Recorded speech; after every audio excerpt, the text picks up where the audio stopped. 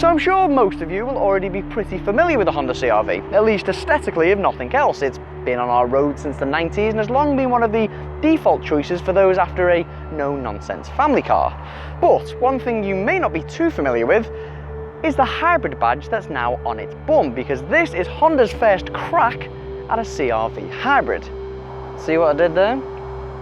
But let's be real for a second, because the list of family SUVs that are on sale nowadays is seemingly endless. Could a new hybrid engine be enough to make people overlook the CR-V's vast competition? Let's take a look.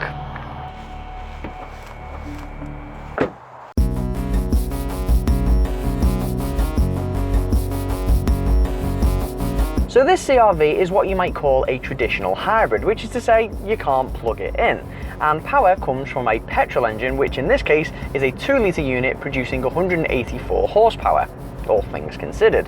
And there are 3 different driving modes. There's engine, which uses the engine, there's hybrid, which is petrol and electric power, and there is EV mode, which is full electric. And the CVT automatic gearbox does a really good job of switching between these modes. I mean, yes, you can hear it and feel it most of the time, but it's not jarring or distracting. Of course, hybrid and electric mode can only be used under certain conditions and if there is sufficient charge in the battery, and that charge can be recouped via the petrol engine itself or via regenerative braking. And you'll probably find that when driving around town, you'll spend most of your time in hybrid mode, so long as you're gentle-ish with the accelerator. And every few miles, you'll get a bit of electric mode thrown in as well.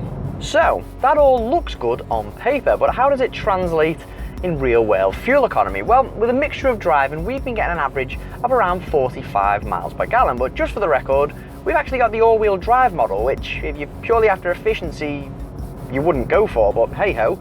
So given that, if you went for the front-wheel drive model, I think 50 to 55 miles per gallon is totally doable. And for those company car drivers out there, with a CO2 figure of 126 grams per kilometre, the CR-V all-wheel drive hybrid carries a BIK tax rate of 29% for 2019 and 2020. Now, a big thing with the CR-V has always been its comfortable and conservative drive. How does the hybrid model measure up? Well, exactly the same, to be honest. The ride's really soft, seating position's spot on, especially on longer journeys. Visibility's good all round, especially with these skinny windscreen pillars, and the steering's really light and easy to handle. And you know what, for such a big car, it is really easy to place on the road. Would I say it's exciting to drive? No, but so what? This is a car that goes out of its way to offer active noise cancellation in the cabin. It sets out to be sensible, and it does it really well. Layout wise in here, it is very CR-V. The dash is bulky and easy to understand, unless you've never seen one of these auto gearbox setups before. And there's a nice mixture of soft touch and hard wearing materials to put up with the ruggedness of family life. Okay, so it doesn't necessarily feel luxurious in here, but most families won't really care about that. And thankfully there is loads of kit on offer to make it very family friendly. But before I go into that, what I will say is do not go for the entry-level model, purely because of the screen you get. You don't get this 7-inch touchscreen. Instead, you get a retro-looking screen that's just a bit, yeah. The 7-inch touchscreen that we've got in our flagship EX model isn't much better, to be honest. The menus are a bit laggy, the graphics don't look great, and it's just not very user-friendly. What you're better doing is connecting your phone via Apple CarPlay or Android Auto, which this system has, and benefiting from their respective displays. And the screen behind the steering wheel's a similar story as well. It doesn't look great, and the controls, well, they're just a bit counterintuitive. Anyway, the CR-V does have a lot to offer families, as I was saying earlier. I mean, even in mid-range SE trim, get you the likes of heated seats, sat-nav, a reversing camera, dual-zone climate control, and parking sensors. And these wood inlays you see dotted around are actually standard, which may or may not be your cup of tea. And there's a host of safety kit thrown in for added peace of mind as standard as well, like 6 airbags. Now, if you go for the flagship EX trim that we've got, you get more kit than you're ever realistically gonna need, really. The likes of a head-up displays thrown in, you get heated seats in the back. So you're probably better just sticking to the mid-range SE. But in my opinion, the best thing about this cabin is the practicality. I mean, there's just loads of nifty little features that just make life easier. I mean, there's 2 large cup holders here. There's a nice little storage compartment here for your keys, your phone, your wallet, sunglasses. There's also a nice sliding armrest, which is always handy to have. Decent sized door bins, and you've got a bit of storage down here as well. And you've got sunglasses holder there, but a nifty built-in mirror so you can keep an eye on your kids in the back seats. But the best practicality feature in here, in my opinion, is this underarm storage. Not only is it vast, I mean, it's absolutely massive, there's this nifty little sliding shelf here, which I've been putting my phone on, it's quite handy, and it actually comes out completely, in case you want to, I don't know, put a massive bottle of lemonade in there or something. Just make sure you don't lose that.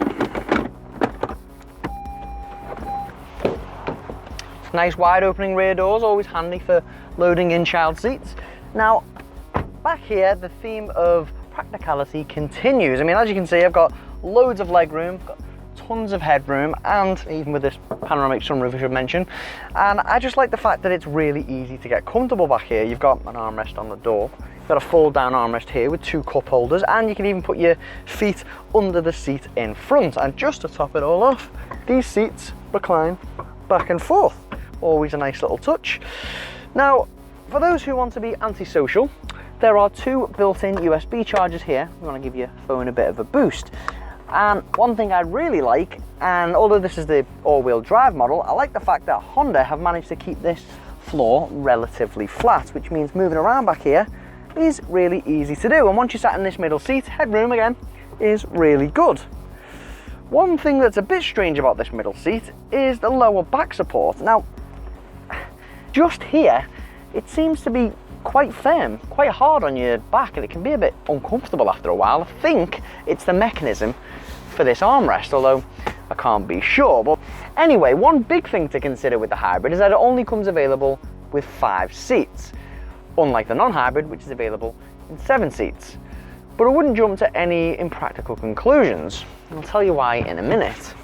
So the CR-V's boot is pretty rounded when it comes to practicality.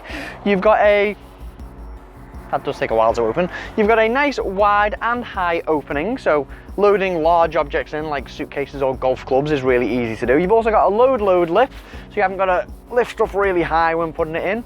And with the seats in place, you've got up to 561 litres of storage space, or 1,756 litres if you fold those seats down. And speaking of those seats, you can fold them down really easily with these 2 levers here.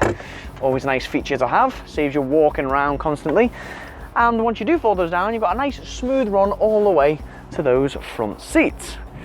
Bit of a different story with the 7-seater though. I mean, yes, an extra row of seats is obviously an advantage, but Honda hasn't done a very good job of packaging them, because when you fold them away, you end up with a big lump here, which is sort of disguised by the underfloor storage.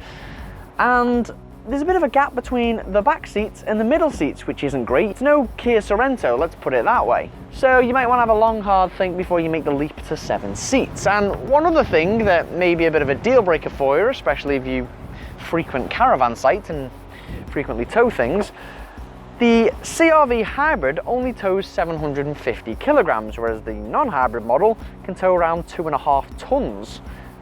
Sure, there's a very good reason for it at Honda, but still, come on. So what's our verdict on the Honda CR-V hybrid? Well, the bottom line is there's a lot of super practical family cars out there that have introduced a bit of excitement into their range over the years, be it in the form of funky 2-tone paint jobs or quirky tech-savvy interiors. The CR-V is still very much the same car it's been for years and years. There's just now a hybrid available, of which is hardly gobsmackingly efficient or cheap, to be honest. I mean, the CR-V is still sensible and practical through and through, which is fine. The only problem with that is that a lot of its rivals do the same sensible thing just as well, with some newfangled tech and style sprinkled over for good measure. Yeah. Those wood inlays though,